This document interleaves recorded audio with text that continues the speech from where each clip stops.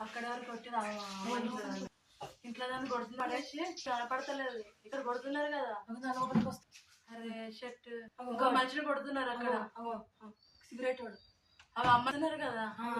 అసలు అట్లా కొడుతున్నారు. అయినా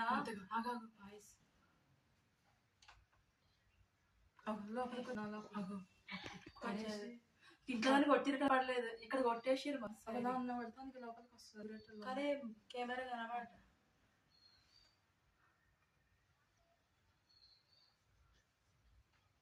అది వద్దులే అన్న. వాళ్ళు వెళ్ళిపోయారు.